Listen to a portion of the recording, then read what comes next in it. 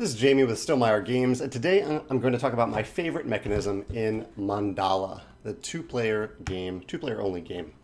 Mandala is, it's described to me as an I cut you choose game, but it's a little hard to describe it that way because it's not exactly that. You are essentially, it's a very abstract game. You are playing cards of different colors, 6 different colors, into 2 different formations on the table, 2 different mandalas.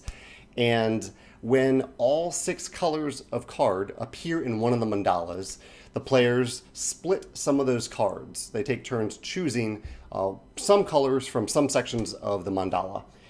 It's a little hard to describe. If you want to know the rules, I'd recommend going and checking out a video. But I will talk about 2 mechanisms that I really enjoy in the game and how I'll explain how the mechanisms work around them, how the game works around them. One is just a little simple choice in it. But I really like this about games. I don't even know how to describe this in games. But basically in Mandala, you have this hand of cards.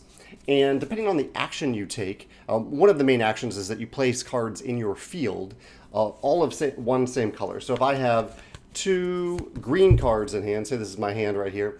If I have 2 green cards, or even if I just have 1, if I have 5 green cards, no matter what I have, I can place any or all of my green cards in one of my fields, pending some other rules. But I can place any number of cards there.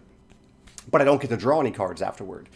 Or I can place exactly 1 card of a certain color, depending on the other cards on that mandala. I can place exactly 1 card in what's called the mountain area. And that's the area that's going to be divided up when a mandala is complete. So it's an area that may not end up benefiting me. Let's play exactly 1 card there. But after I do, I get to draw up to 3 cards. And the up to part depends on how many cards I have in my hand, because I have a max hand size of 8. So if I have 6 cards in hand, after I've played that 1 card to the mountain, I can draw 2 cards.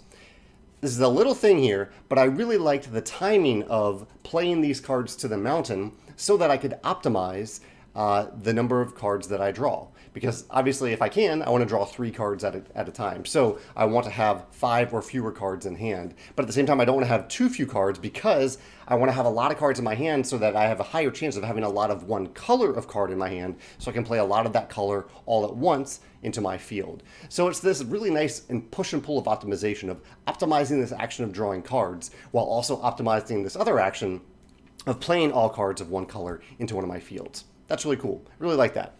The other thing in Mandala that I really, really like is the scoring mechanism, which is, it's going to be hard to show the scoreboard because it's cloth, but hopefully you can kind of see down here that there are these numbers on what's called my river. They're numbered 1 through 6. There are 6 of them because there are 6 colors of cards in the game. And at certain points in the game, when I'm gaining cards from the mountain area, when mandalas are complete, I may end up putting 1 or more of those cards in different slots along my river.